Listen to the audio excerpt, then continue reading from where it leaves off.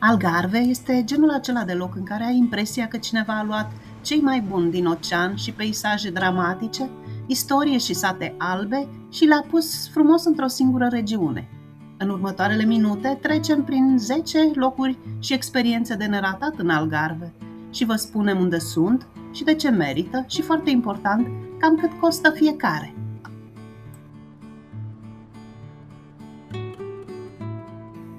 Începem numărătoarea inversă din estul regiunii Algarve, aproape de granița cu Spania, în orașul Tavira. E la vreo 30 de minute de mers cu mașina est de Faro, iar atmosfera e complet diferită față de stațiunile clasice de pe litoral. Sus, pe deal, cu o panoramă deosebită, vei găsi un mic castel. Zidurile și grădina interioară îți dau o senzație foarte faină de oraș vechi, protejat.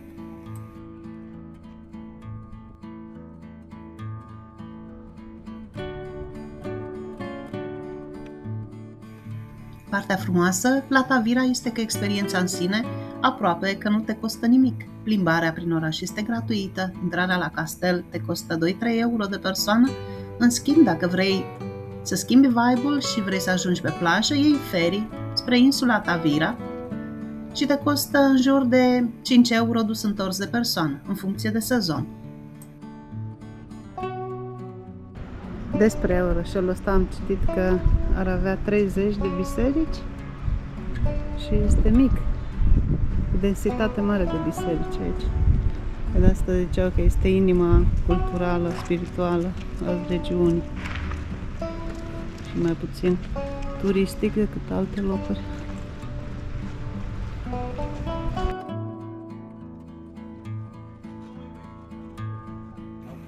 Tavira nu este genul de loc zgomotos și plin de cluburi, dar este un loc care îți rămâne în minte.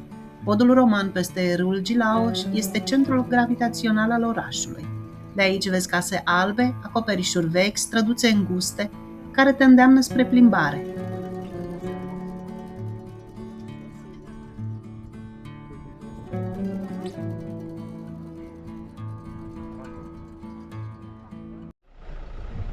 Deja s-a făcut seară, invitație la Fado.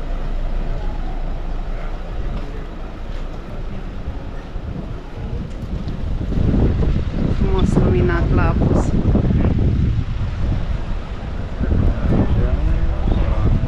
În Tavira ai sentimentul că orașul încă n-a fost atins de turismul de masă, pe care îl găsește în restul regiunii Algarve. Tavira e practic sufletul mai liniștit al regiunii.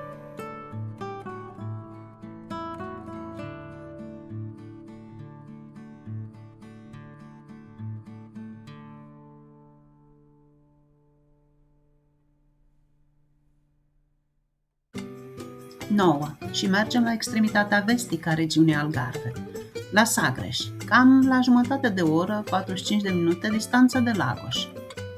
Aici nu mai vorbim de plaje frumoase, ci de un peisaj dramatic, cu faleze înalte, vânt puternic, valuri care lovesc stânca și celebrul Cabo de São Vicente, punctul cel mai sud-vestic al Europei continentale.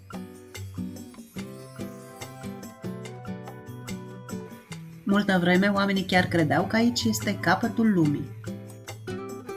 Experiența de bază e gratis. Ajungi cu mașina, parchezi și te duci direct la marginea continentului să vezi apusul. Dacă vrei să intri și în fortaleța de Sagres, fortăreața veche de pe promontoriu, pregătește-te să-ți iei un bilet care costă vreo 10 euro pentru un adult. Înăuntru ai poteci pe marginea falezei, puncte de belvedere, panouri care povestesc rolul locului în epoca marilor descoperiri geografice și multe altele.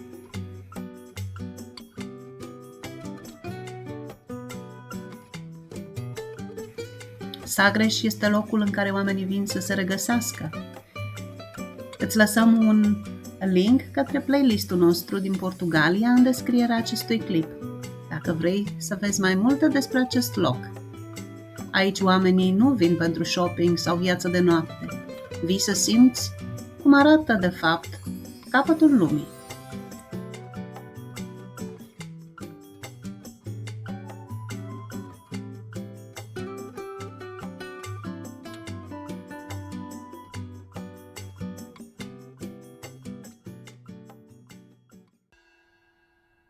Ne întoarcem puțin în interiorul regiunii Algarve, la vreo 20-30 de minute de coastă, în Silves, fosta capitală maură a regiunii.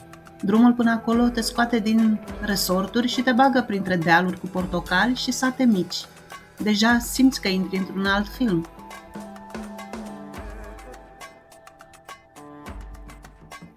Deasupra orașului tronează castelul Maur de culoare roșie.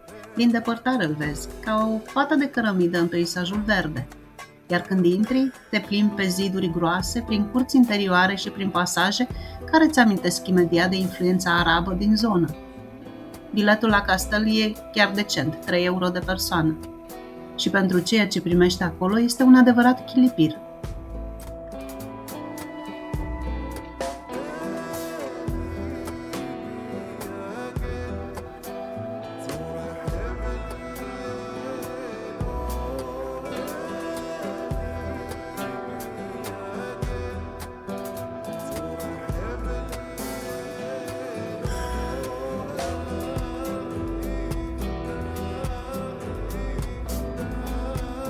Plimbatul prin oraș este evident gratuit. Poți să cobori de la castel pe străduțe înguste, să te oprești la o cafea sau la un pahar de suc de portocale proaspete și să admiri fațadele colorate și viața locală.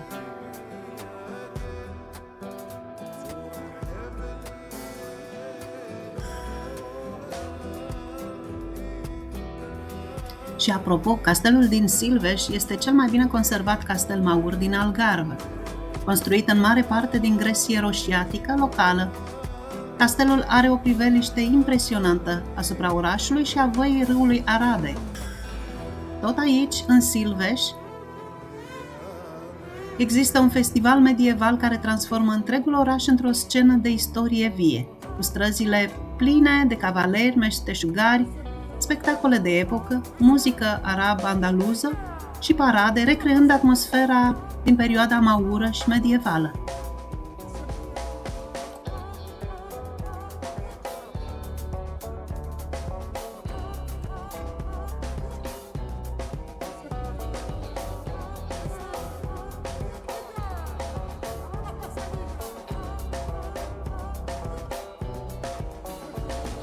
Este perfect ca să descoperi istoria complicată a regiunii, influențele arabe și să descoperi un pic de istorie într-un mod foarte ușor de digerat, foarte vizual.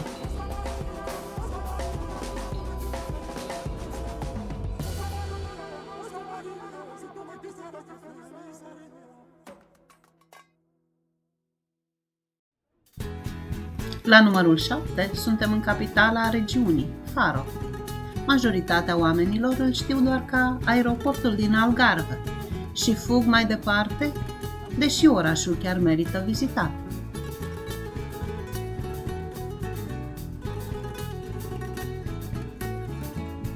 Și n-am să vă spun că totul e perfect aici. Cu siguranță, ca orice oraș, are problemele lui și sunt destule clădiri, mai ales în centru, care ar merita un pic mai multă atenție.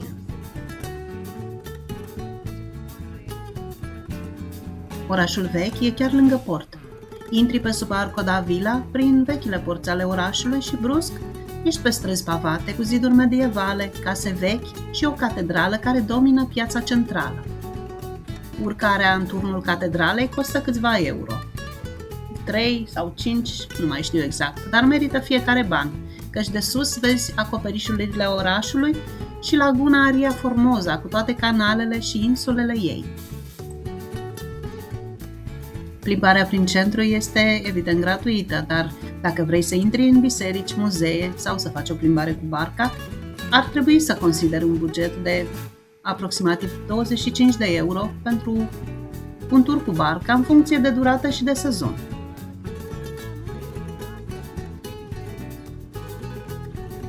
Faro este combinația ideală pentru un city break cu o vacanță la mare, cadre urbane, detalii arhitecturale și bonus priveliști către una dintre cele mai frumoase lagune din Portugalia, Ria Formosa. Numărul 6 e aproape de Lagos, Praia do Camilo. Ajungi cu mașina sau cu taxiul în câteva minute din oraș sau poți merge pe jos, iar aventura începe încă de sus, din parcare. Ai un punct de belvedere de unde vezi deja stâncile și golfulețul, iar vedeta e scara de lemn care coboară în serpentină spre mare. Are peste 200 de trepte. Accesul la plajă e gratuit. Plătești doar dacă vrei șezlong sau umbrelă, iar în plin sezon am înțeles că prețurile pot urca lejer până la 15-20 de euro. Parcare există sus, lângă belvedere și pe străduțele din jur, în general fără taxă și se umple repede. Noi am vizitat locația aceasta la mijlocul lui octombrie și chiar și așa, parcarea era destul de plină. E bine să vii de dimineață. Plaja e împărțită practic în două golfuri legate de un tunel săpat în stâncă, super fotogenic. Apa e limpede în nuanțe de verde și albastru și în zilele calme se zice că poți face snorkeling direct de la mal. Nu și când am vizitat-o noi, deci era invadată de alge. Ce vă pot spune cu siguranță e că Praia do Camilo e locul perfect pentru cadre cu drona, cu oameni coborând pe scări și zoom out peste stânci și ocean. Este mică, dar arată incredibil. Rămânem în zonă pentru că numărul 5 este Lagos, unul dintre cele mai faine orașe de pe toată coasta. E pe partea vestică a regiunii Algarve și este un hub ideal pentru cazare, pentru că de aici ajungi la o grămadă de plaje și puncte de interes.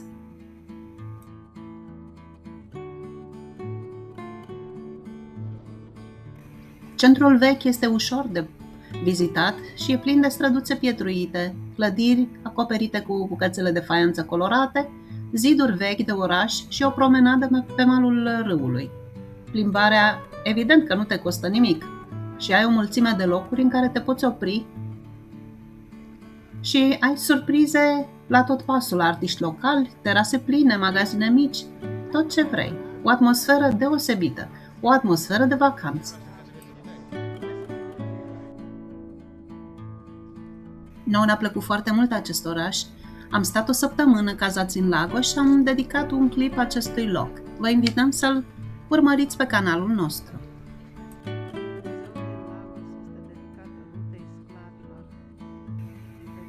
Puțin știu că Lagos este și un oraș cu o istorie grea, căci aici a existat una dintre primele piețe de sclavi din Europa. Și poți afla mai multe despre asta vizitând micile muzee și situri istorice pentru un bilet de între 2 și 5 euro de persoană. Când vine vorba de bugetul de mâncare, un prânz sau o cină cu pește sau fructe de mare la un restaurant mediu te duce între 10 și 20 de euro de persoană, în funcție de cât de fancy vrei să te simți.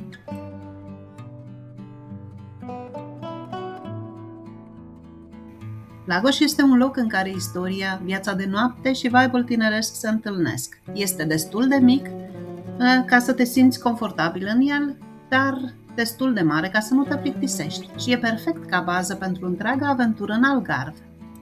Din Marina de Lagos pornesc excursii cu barca spre peșterile spectaculoase ale regiunii, spre Ponta de Piedade sau tururi de observare a delfinilor și croaziere relaxante sau plimbări la apus de soare.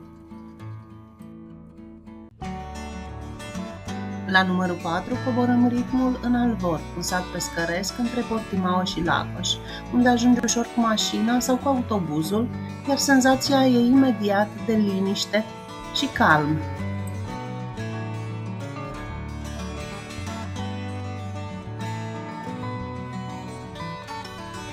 Portul este mic, cu bărci colorate, case joase și străzi cu restaurante de familie care îți dau impresia că aici viața curge într-un ritm mai lent.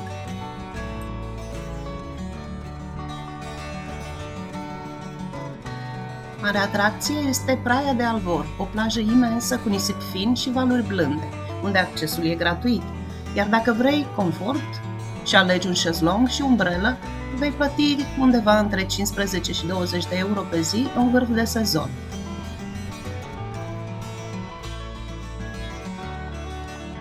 La capitolul mâncare, un prânz serios cu pește la grătar sau cataplana, în port sau pe străzile principale, este între 10 și 20 de euro de persoană în funcție de ce alegi. Vezi clipul nostru despre Alvor, vei afla mult mai multe lucruri acolo.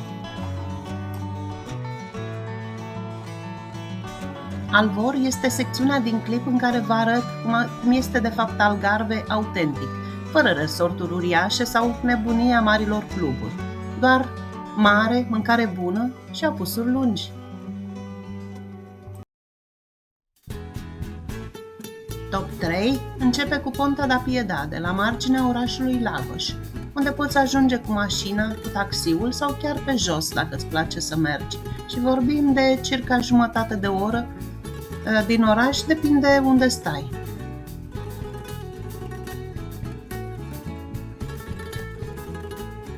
De sus, de pe faleză, vezi imediat de ce locul acesta apare în toate topurile turistice, cu stânci aurii, arcuri naturale, coloane din piatră care ies din apă, grote și pasaje înguste. Pe toate acestea le-am filmat cu drona. Dacă sunteți curioși, vedeți clipul nostru în playlistul din Portugalia.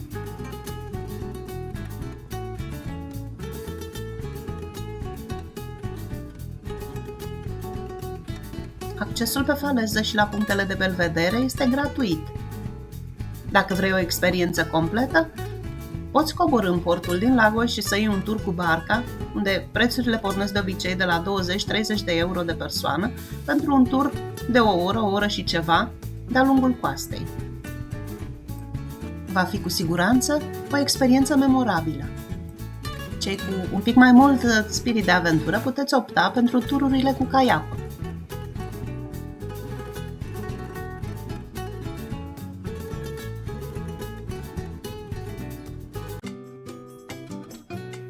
La numărul 2 avem Praia da Marinha, între Carvoeiro și Albufeira. Ajungi aici cu mașina, dar de la parcare ai un traseu scurt până la marginea falezei, de unde vezi imaginea aceea clasică de carte poștală, o apă turcoaz cu stânci albe aurii și celebra formațiune de rocă în formă de M. Accesul pe plajă este gratuit, la fel și traseul de sus de pe faleză, care face parte din celebrul Seven Hanging Valley Trail. Parcare găsești sus, de obicei fără taxă, dar în plin sezon se umple foarte repede. Chiar și în octombrie a fost greu să găsim un loc de parcare, așa că ar fi bine să vii de vreme.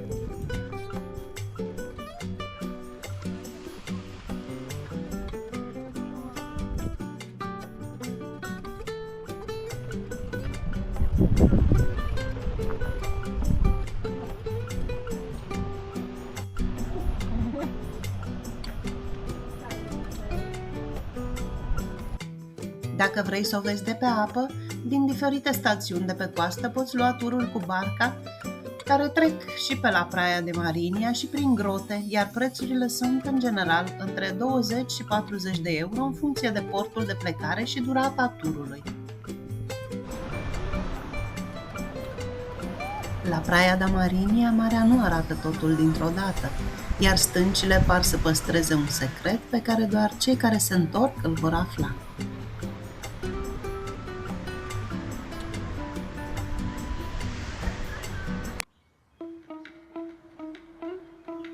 Și ajungem la numărul 1, Grota Benagil. În interiorul grotei nu poți ajunge pe jos sau cu mașina, trebuie să vii pe apă, cu barca, cu caiacul sau cu un stand-up paddle din Benagil sau alte porturi din apropiere.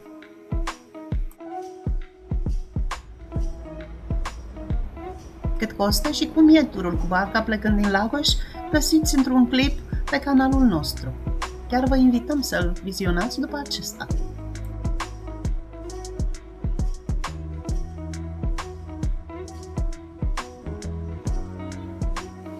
De pe uscat, de pe Seven Hanging Valley Trail, Grota Benagil se dezvăluie altfel decât din barcă.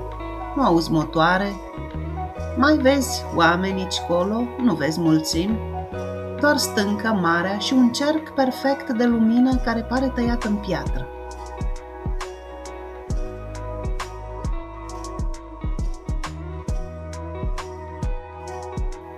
Să filmezi cu drona prin ochiul grotei Benajil nu este doar o manevră tehnică, mai ales pentru cineva începător ca mine. E un moment de tensiune pură.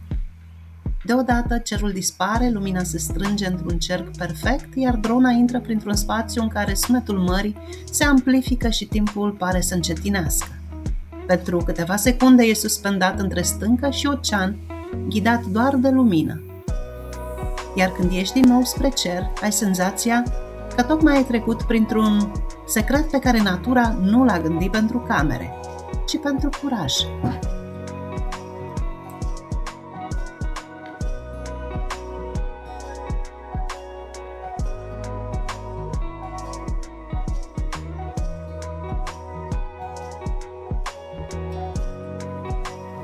Barca intră printr-o deschidere laterală, întunecată și brusc te trezești într-un fel de catedrală naturală, cu un ochi rotund în tavan prin care cade lumina direct pe o plajă mică, ascunsă, pe care nu ai voie să calci, începând cu anul 2025. Asta e.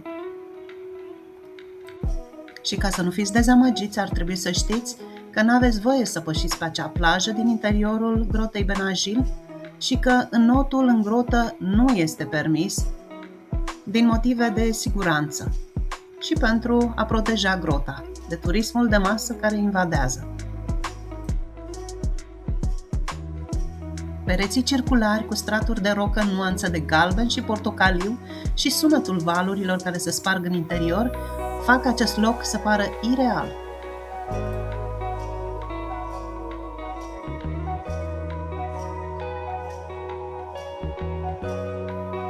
Cu siguranță, grota Benajil e ceva unic, memorabil și care îi face pe oameni să-și amintească mereu de Algarve. De ce merită? Pentru că nicăieri altundeva nu o să vezi ceva asemănător. Dacă ai ajuns până aici, știi deja că Algarve nu înseamnă doar o mare și o plajă, ci o mulțime de experiențe diferite cu o singură coastă. Dacă ți-a fost util acest clip și ai aflat ceva interesant, apasă butonul de like, chiar ne-ar ajuta enorm, și distribuie acest clip celor interesați. Spune-mi în comentarii care dintre aceste 10 locuri ți-a plăcut mai mult și dacă ai fost deja în Algarve, spune-mi ce am ratat și poate că ar fi trebuit neapărat să-l includ în acest clip. Nu uita să dai subscribe și să activezi clopoțelul ca să nu pierzi următoarele episoade din orașe și regiuni din Europa, cu peisaje și arome interesante. Mersi!